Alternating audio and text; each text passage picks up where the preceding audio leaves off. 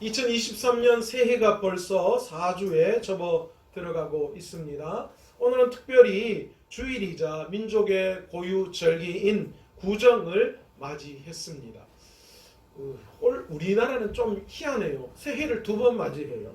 1월 1일 신정에 우리가 새해 복 많이 받으십시오 이렇게 인사했는데, 그러고는 한 달쯤 되면 또 구정이라고 해서 또 새해 복 많이 받으라고 이야기합니다. 어렸을 때 저는 신정보다 구정이 훨씬 좋았습니다. 왜일까요? 아니, 구정만 좋은 게 아니라 가을이고 명절 중에서 저는 구정 명절이 제일 좋았어요. 왜냐하면 세배하면 세뱃돈 맞거든요.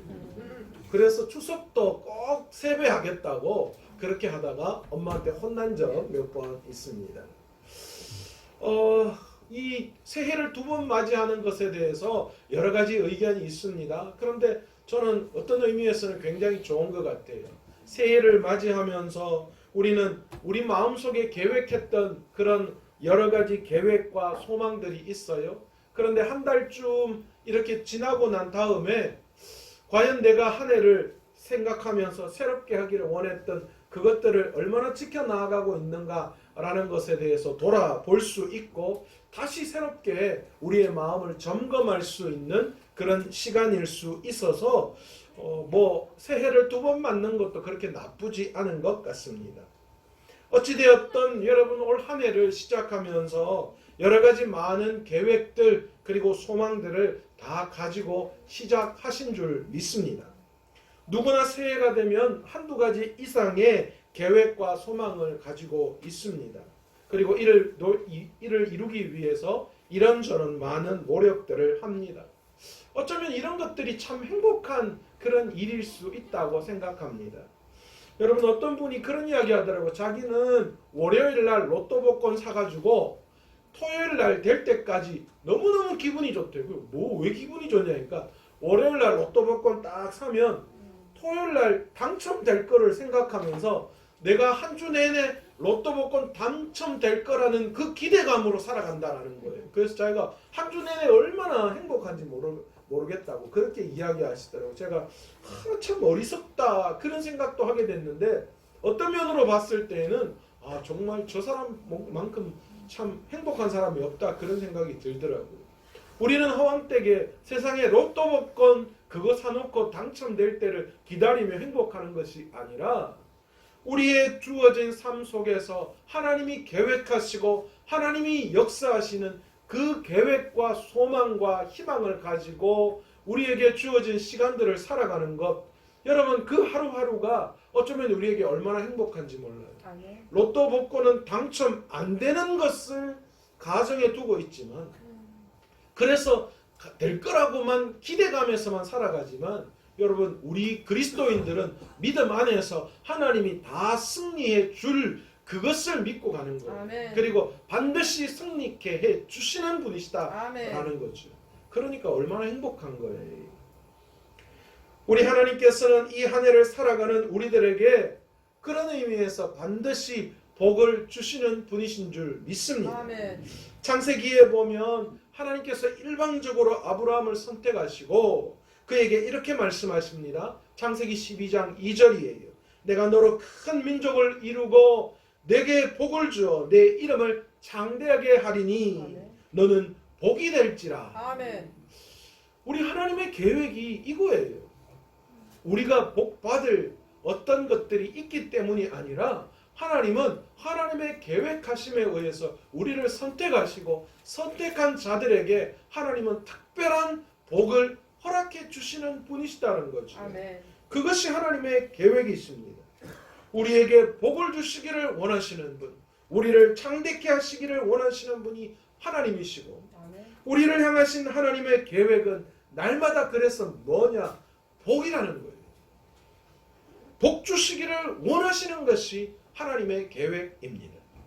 오늘 특별히 민족 고유의 이 명절인 구정을 맞이하여 우리 온 성도님들이 아브라함의 축복이 온 가정에 함께 하시기를 간절히 축원합니다. 아멘. 여러분, 세상 속에서 가장 하나님의 복을 많이 받은 사람이 누구냐? 그렇게 한번 따져볼 때에 저는 성경에 나오는 솔로몬이야말로 하나님 앞에 세상의 복을 가장 많이 받은 자가 아닌가 그렇게 생각이 됩니다. 성경에서 솔로몬이 소유하고 누렸던 삶을 어떻게 표현하고 있는가 하면 역대하 9장 20절 이후에 보시면 이 솔로몬이 얼마나 많은 것을 누렸느냐, 예루살렘에서는 은을 돌같이 여기더라 그렇게 이야기하고 있어요. 요즘은 금값 올라가면서 은도 비싸졌어요. 그런데 예루살렘에 솔로몬이 살아 생전에 솔로몬이 살아가는 이 예루살렘 그곳에서는 은이 돌같이 여겨지더라는 거예요. 또 백향목이 평지에 뽕나무같이 많다 그렇게 기록하고 있어요. 여러분, 특별히 백향목은 굉장히 값어치 있는 비싼 목재입니다. 귀한 목재이기도 해요. 그런데 그 목재가 이 사막에 있는 뽕나무 흔해 빠진 그 뽕나무와 같이 많더라 그렇게 이야기하는 거예요. 얼마나 많았겠으면 그렇겠어요. 심지어 솔로몬의 궁전에 사용하는 모든 그릇은 다 금그릇이었다 그렇게 이야기합니다.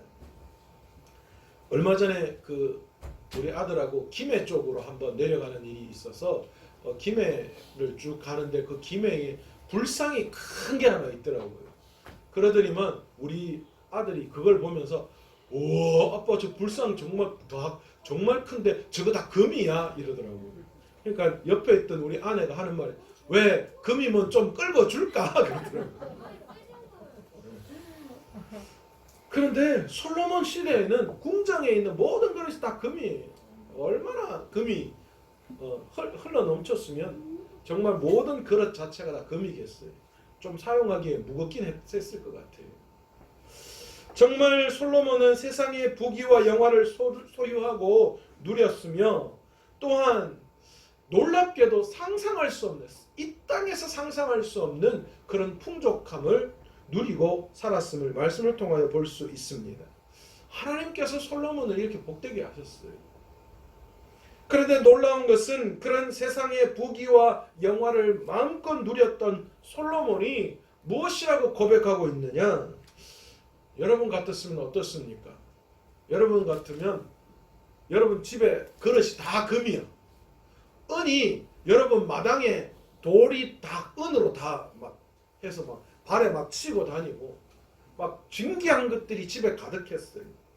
그러면 여러분의 입에 뭐라고 고백되어질까요? 그런데 그런 풍요로운 삶을 살았던 솔로몬이 그의 삶을 돌이키면서 뭐라고 고백하고 있느냐 하면 전도서 1장 2절 이후의 말씀을 보면 딱 한마디로 정의합니다.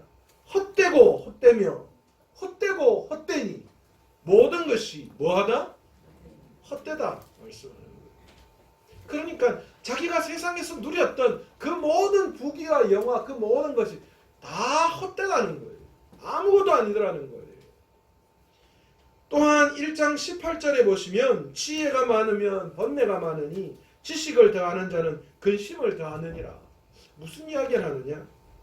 솔로몬은 나름대로 지혜와 지식을 많이 알면 무언가 삶에 더 행복하고 풍족함이 느껴질 줄 알고 지식과 지혜를 그의 삶을 통하여 더하였어요. 그런데 뭐라고 고백하느냐? 지식을 더하고 지혜를 더하니까 머리만 복잡하더라는 거예요. 더 문제가 있고 더 골치 아프더라는 거예요.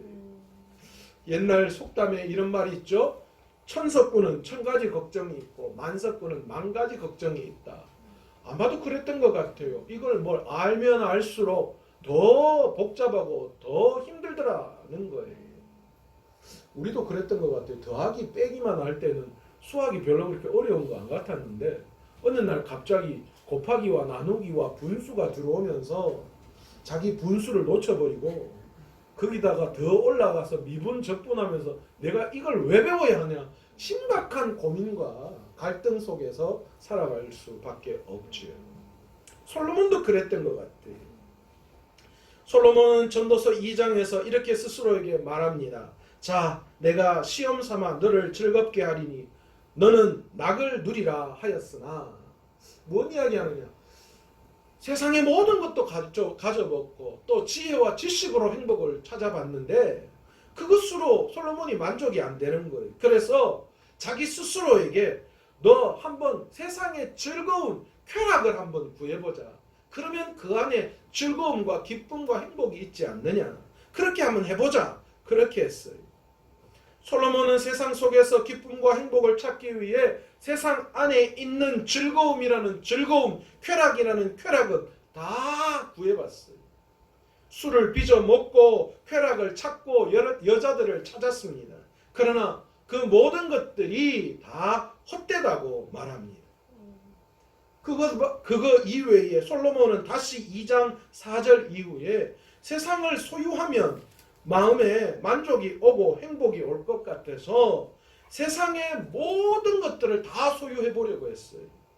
집도 크게 짓고 과수원과 연못도 만들고 노비도 많이 데리고 소떼와 양떼와 금은 보화를 모두 소유하고 노래하는 남녀와 처와 첩을 엄청나게 많이 두었습니다. 그런데도 불구하고 자기 눈에 원하는 것은 금하지 않고 마음의 즐거움은 다 해봤는데, 그런데 그런 솔로몬이 뭐라고 고백하느냐. 전도서 2장 11절에 그 후에 내가 생각해 본즉 내 손으로 한 모든 일과 내가 수고한 모든 것이 다 헛되어 바람을 잡는 것이며 해 아래에서 무익한 것이로다. 내가 했던 모든 행위가 다 헛것이더라. 제가 늘 이야기한 겁니다. 소쿠리로 뜬구름 잡는 짓이더라. 하나도 잡히는 게 없더라. 또한 모든 것이 무익하더라. 내 인생에 전혀 이익이 되지 않더라. 그렇게 솔로몬이 고백합니다. 다시 말해서 솔로몬은 엄청난 복을 받아 해보고 싶은 것은 무엇이든지 다 해보고 모든 내가 내키는 것들은 다 해봤는데, 그런데 결론으로 그 모든 것이 헛되다. 그렇게 고백하는 거예요. 그러면서 솔로몬이 이 세상에서 살아가는 삶을 어떻게 결론 내리고 있는가 하면 2장 17절에 이러므로 내가 사는 것을 미워하였노니 이는 해 아래에서 하는 일이 내게 괴로움이요 모두 다 헛되어 바람을 잡으려는 것이기 때문이로다. 세상에 살아가는 그 모든 것이 다 바람을 잡는 것과 같더라. 그렇게 이야기하고 있습니다. 세상을 모든 좋은 것을 소유하고 내가 하고 싶은 모든 것은 다 하고 즐거움을 쫓아 살았고 세상 속에서 기쁨과 행복을 찾아 모든 것을 다 해봤지만 결국은 쓸데없는 짓이고 근심과 괴로움과 고통만 더하더라. 그렇게 솔로몬이 고백하고 있지. 솔로몬의 지금까지의 고백만을 들으면 우리가 어떻게 해야 하는지, 어떤 삶을 살아야 하는지 고민이 될 수밖에 없습니다. 왜 그렇습니까? 지금껏 우리가 추구하려고 했던 그 속에서 행복을 찾으려고 하고 기쁨을 찾으려고 했던 그 모든 것들이 다 뭐라는 거예요? 솔로몬이 자기가 구해봤는데 그래 해보니까 다 그것이 뭐예요?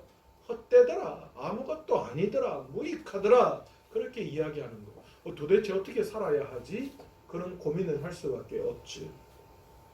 이런 이야기를 듣는 분 중에 이런 생각하시는 분들 계실 거예요. 헛되더라도 한번 해보고 어땠으면 좋겠다. 그런 생각할 거예요. 그런데 여러분, 한번 해보고 헛되더라 그렇게 경험하고 하는 것보다 여러분 경험하지 않고 내가 느끼고 바른 길을 걸어가는 것이 훨씬 더 지혜로운 삶이 아닐까요? 우리가 아이들에게 뜨거운 거, 위험한 것들을 이야기할 때에 우리가 그렇게 하지 않도록 합니다. 물론 그 아이가 한번 뜨거운 것을 맛보고 그래서 상처가 나면 절대로 그렇게 하지 않을 거예요. 그러나 부모의 마음은 어떻습니까? 그렇게 다치지 않고 뜨거운 것을 깨닫게 하는 것, 그것이 부모의 마음이지. 우리 하나님의 마음도 마찬가지 아니겠습니까? 아유 나도 좀 한번 그렇게 누려보고 그게 헛된 것인 줄 알겠으면 좋겠다. 그러나 하나님의 마음은 그렇지 않으실 거예요. 저도 부자가 되지 않았고 그 세상의 것들을 다 누려보지 않았기 때문에 그 삶이 정말 헛된 것인지 정말 부질없는 것인지 알 수는 없습니다. 그러나 지금까지 제가 살아온 인생, 그리고 제가 가지고 있는 지식과 지혜를 총동원하고 제가 알고 봐왔던 사람들의 삶의 모든 것을 봤을 때에 세상의 부자로 세상에 속해 있는 성공을 추구했던 그런 사람들을 보면 그들이 정녕 행복했던 삶이라고 말할 수는 없겠더라고요. 우리 뭐 다 알잖아요.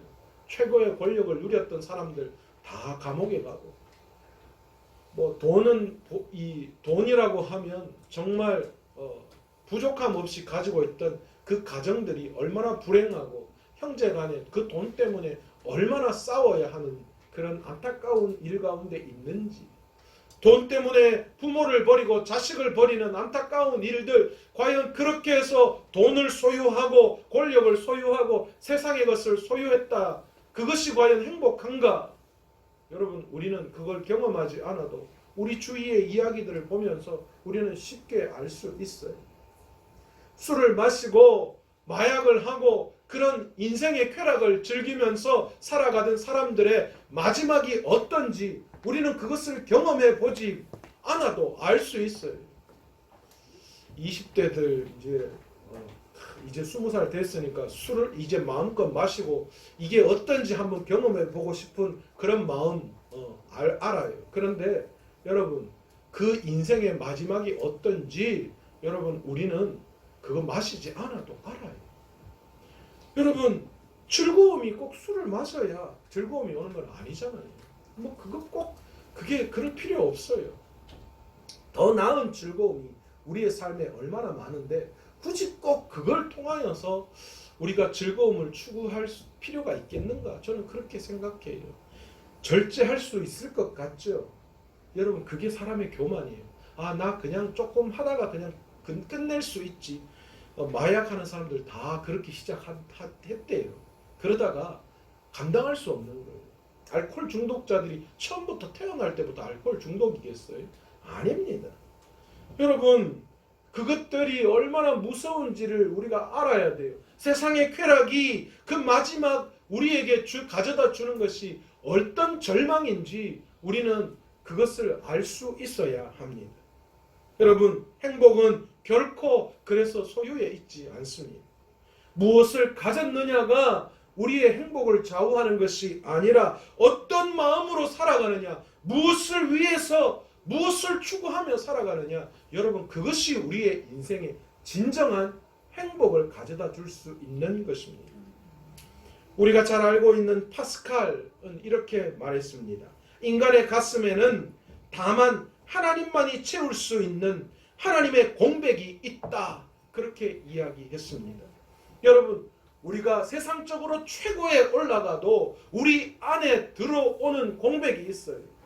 여러분, 이 세상의 인기를 다 가지고 있는 스타들이 그 엄청난 공연을 끝내놓고 돌아오면 알 수 없는 공허감이 자신을 찾아온다라고 합니다.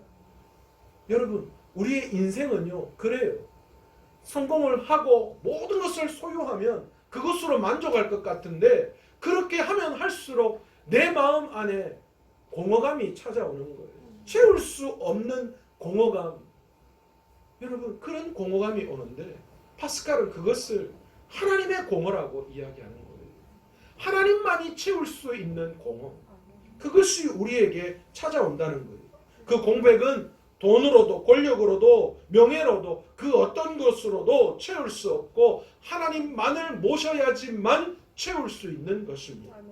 따라서 하나님을 모시지 못한 사람은 아무리 돈이 많아도 부귀영화를 누리고 권세가 있어도 결코 그 공허함을 채울 수 없습니다. 그래서 세상 사람들이 다 가진 사람들이 그 공허함을 채우기 위해서 엉뚱한 짓 하다가 인생을 완전히 망가뜨리는 그런 일들을 보게 되잖아요.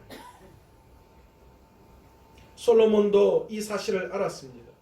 그래서 전도서 5장 이후에서 솔로몬이 뭐라고 이야기하느냐, 세상의 모든 것을 가지고 누리고 쾌락을 추구했던 솔로몬이 그의 행복을 이야기하면서 뭐라고 하느냐, 하나님을 경외하고 하나님을 소망하라, 그렇게 이야기합니다. 자기 안에 하나님만이 채울 수 있는 공백, 그 공백을 채우기 위해서 하나님을 경외하고 하나님을 소망할 때에 우리의 삶에 진정한 기쁨과 진정한 행복을 맛볼 수 있다, 그렇게 이야기하는 거예요. 하나님의 영광을 위한 아무런 꿈도 없이 하루하루 먹고 마시고 즐기기 위해 육신의 즐거움만을 찾아 나아가는 삶은 나중에 허무와 괴로움으로 그의 삶을 채워 나갈 수밖에 없는 줄 믿습니다. 아무리 돈이 많아도 하나님이 없이 사는 사람은 죄 가운데 방탕하게 살아가다가 죄만 짓고 고통 중에 세상을 떠날 수밖에 없습니다. 그래서 어거스틴은 이렇게 이야기했어요. 오 주님, 우리 마음이 당신 안에 쉬기까지는 우리에게 휴식이 없나이다. 하나님 안에서 쉬기 전에는 진정한 휴식이, 진정한 기쁨이 우리 안에 생길 수 없다는 것입니다. 그렇습니다. 진정한 행복은 소유에 있지 않고 하나님을 모시는 데 있습니다. 아멘. 하나님을 모시고 하나님을 찬양하는 그곳 위에 진정한 행복이 있다라는 것이죠. 따라서 믿음으로 살지 않는 사람에게는 복이 결코 복이 되지 않습니다. 진정한 복이 되려면 우리 삶에 하나님을 모시고 하나님의 말씀대로 살아갈 때에만 그것이 진정한 복이 될 수 있기 때문입니다. 아멘. 저와 여러분이 항상 하나님의 말씀을 귀히 여기고 오늘도 말씀을 묵상하고 말씀을 통해서 지혜를 얻고 하나님을 경외하면서 살면 분명히 하나님의 복을 받게 되는 줄 믿습니다. 아멘. 유명한 사회학자 커밍 웩이 그의 성공에 대한 생각을 이렇게 이야기했어요. 현대인이 성공하려면 지능과 지식과 기술이 있어야 한다. 하지만 이보다 더 중요한 것이 있는데 바로 태도이다. 자세가 중요하다라는 거예요. 성공하기 위해서 지식과 지혜와 재능을 가져야 하지만 그러나 모든 삶에 있어서 내가 어떤 태도를 취하느냐가 우리의 삶의 성공에 정말 중요한 역할을 감당한다라는 겁니다. 내 지능과 내 지식과 내 기술을만 믿고 내게 주어진 삶을 적극적인 태도를 취하지 않는다면, 그런 자세를 취하지 않는다면 그 재능과 그 기술, 그 모든 것은 다 숲으로 돌아가고 말 것입니다. 그러나 내가 가지고 있는 것이 좀 부족하고 연약하다 할지라도 내가 내 삶을 대하는 태도가 적극적으로 그렇게 열심히 나아간다면 우리의 삶은 반드시 성공하게 될 줄 믿습니다. 아멘. 여러분, 오늘의 시간 저와 여러분의 마음속에 하나님을 향한 바로 이런 열망, 그런 태도를 올바르게 우리가 갖춘다면 하나님 앞에 복받기를 소원하는 그런 열심과 열망으로 하나님 앞에 나아간다면 하나님께서 우리에게 반드시 복을 내려주실 줄 믿습니다. 아멘. 그 대표적인 예가 저는 에서와 야곱에게서 찾고 싶습니다. 여러분, 야곱, 여러분 이름 자체가 거짓된 자예요. 그런데 여러분 그 야곱에게서는 하나님 앞에 쏙되는 게 있었어요. 그게 뭐냐? 하나님을 향한 복받고 싶은 애살, 그런 태도, 그것이 있었어요. 그러나 형 에서에게는 그런 마음이 없었어요. 그래서 결국은 형 에서는 장자의 명분을, 장자가 받는 축복을 쉽게 여겼고, 그래서 팥죽 한 그릇에 야곱에게 팔아버리고 말았습니다. 하나님께서는 이 야곱이 하나님 앞에 복받기를 원하는 그 마음을 높이 평가했어요.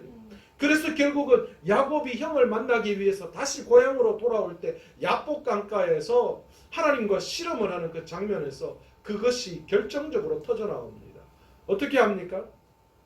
당신이 내게 복을 주시지 않는다면 결단코 내가 이 싸움을 포기하지 않겠습니다. 환도뼈가 위골이 되어지는, 환도뼈가 부러지는 그런 상황 속에서도 야곱은 하나님 앞에 복받기를 포기하지 않았습니다. 그래서 결국은 하나님 앞에 복을 얻어내고 야곱은 말았습니다. 놀랍죠? 여러분, 오늘 우리의 삶도 그렇게 해야 되는 줄 믿습니다. 오늘 올 한 해 하나님 앞에 복을 받기를 원한다면 하나님을 갈망할 수 있는 저와 여러분 되시기를 원합니다. 아멘. 하나님으로 여러분의 마음을 채우시기를 원합니다. 아멘. 그것이 복받을 준비예요. 여러분, 복을 받으려면 복을 받을 만한 그릇이 있어야 하잖아요. 아멘. 여러분은 어떤 그릇을 마음에 준비하십니까? 올 한 해 하나님 앞에 복을 받기를 원한다면 여러분 복을 받을 만한 그릇이 있어야 돼요. 복을 받을 만한 그릇은 어떤 그릇입니까? 믿음으로 살려고 애쓰는 마음의 그릇. 여러분 그 그릇 위에 하나님께서 복을 허락해 주시는 줄 믿습니다. 아멘. 말씀대로 살려고 하는 마음의 그릇을 준비할 때 하나님은 그 위에 복을 내려주시는 줄 믿습니다. 아멘. 하나님을 기쁘시게 하는 마음의 그릇을 준비할 때 하나님은 그 위에 복을 내려주실 줄 믿습니다. 아멘. 하나님의 영광을 위해서 살겠습니다. 아멘. 그런 마음의 그릇을 준비하는 자에게 하나님은 귀한 복을 내려주시는 줄 믿습니다. 아멘. 여러분 우리가 자녀들에게 어떤 것들을 줄 때에도 마찬가지잖아요. 엄마나 아빠, 부모님 앞에 와서 엄마, 아빠 하고 뭐 청소도 하고 뭔가 하려고 애쓰고 노력하는, 부모님의 마음에 들려고 애쓰고 노력하는 그런 자녀에게 더 많은 것을 주게 되어 있잖아요. 아멘. 맨날 엉뚱한 짓 하고 말썽 피우고 그러는 그런 자녀에게 여러분 부모가 복을 주겠어요? 안 주죠. 그 돈 주면 말썽 피울 게 뻔한데 그 계획 속에 가득한 그 자녀에게 부모가 뭘 줄 수 있겠어요? 도리어 그렇게 주는 자체가 그것이 그 아이에게 복이 아니라 저주인데 어떻게 그걸 줄 수 있겠어요? 우리가 복받을 마음 그릇만 준비하면 하나님께서는 우리의 삶에 놀랍도록 부어주시는 분이신 줄 믿습니다. 아멘. 여러분 그것이 하나님의 계획이에요. 우리가 복받을 마음의 준비가 될 때에 하나님은 넘치도록 부어주시는 분이시다는 것이죠. 아멘. 여러분 저와 여러분이 오늘 이 시간 올 한 해 하나님 앞에 복 받기를 원하신다면 여러분 하나님 앞에 복을 받기를 원하는 마음의 그릇을 준비하실 수 있는 저와 여러분 되시기를 간절히 축원합니다. 아멘. 우리 예수 믿는 사람들은 아무리 어려운 상황에 있을지라도 억울한 일을 당할지라도 항상 마음을 잘 다스릴 수 있어야 합니다. 아멘. 그래야 하나님이 우리에게 복을 허락해 주세요. 아멘. 세상 사람들처럼 미워하고 증오하며 살아간다면 여러분 그 위에 하나님은 복을 줄 수가 없어요. 하나님 저 인간 저거 내가 확 그냥 어찌 해보 내 성공해가 저 인간 어떻게 해보기를 원합니다. 요즘 드라마 같은데 그런 거 많더라고요. 뭐 이상한 복수를 하는 그런 드라마들이 요즘 엄청 많던데요. 여러분 하나님 그런 것 위에 복을 주시겠어요? 내가 그런 일을 당했다 하더라도 억울한 일을 당했다 하더라도 그 억울한 것을 축복으로 바꾸어 놓을 때 하나님께서 그 사람을 더 복 주시지 않겠습니까? 여러분 우리가 할 수 없어요. 성령님께서 우리 가운데 오셔야 돼요. 아멘. 성령님께서 우리 마음을 만져주셔야 돼요. 아멘. 그럴 때에 우리가 복받을 준비가 될 수 있는 줄 믿습니다. 아멘. 오늘 솔로몬은 이렇게 결론을 내리고 있어요. 사람들이 사는 동안에 기뻐하며 선을 행하는 것보다 더 나은 것이 없는 줄을 내가 알았고. 무슨 이야기를 하고 있는 거예요? 자기가 솔로몬 자식이 스스로가 인생을 살아가면서 이 땅에서 선을 행하는 것, 그것이 다른 그 어떤 것보다도 더 즐거움인 줄 알았다라는 거예요. 또 13절에 뭐라고 이야기합니까? 사람마다 먹고 마시는 수고함으로 낙을 누리는 그것이 하나님의 선물인 줄 알았다. 세상에서 누리는 그 모든 것들, 그것이 다 하나님이 내게 주시는 선물이라는 것을 깨달았다라는 거예요. 그래서 솔로몬이 무엇을 결단합니까? 모든 것이 다 하나님에 의해서 나온 것이기 때문에 그것을 가지고 하나님이 원하시는 선한 일을 감당하기를 원한다. 그렇게 이야기합니다. 하나님이 기뻐하시는 선한 일, 그것을 감당하는 그 마음, 그것이 진정한 행복이요. 그것이 진정한 복이라고 솔로몬이 우리에게 말씀하고 있는 줄 믿습니다. 그러기에 오늘 이 시간 우리의 삶을 돌아보며 올 한 해 우리의 삶이 복으로 채워지기를 원하신다면 오늘 이 시간 하나님이 기뻐하시는 것이 무엇인지를 깨닫고 그 하나님이 기뻐하시는 그 일들로 말미암아 우리의 선함을 채워갈 수 있는 저와 여러분 되시기를 원합니다. 아멘. 그렇게 마음의 그릇을 준비할 때에 하나님께서는 올 한 해 우리가 한 번도 경험해보지 못한 하나님의 위대하심으로 우리의 삶을 채워가시고 우리 하늘 문을 여시고 하늘에 속해 있는 놀라운 복으로 우리의 삶을 채워 가실 줄로 믿습니다. 아멘. 모든 것이 하나님의 손에 달려 있음을 알고 아무쪼록 저와 여러분은 복받을 마음의 그릇을 준비함으로 모든 것이 다 복이 되어지는 귀한 한 해를 살아갈 수 있는 저와 여러분 되시기를 간절히 축원합니다. 아멘. 기도하겠습니다.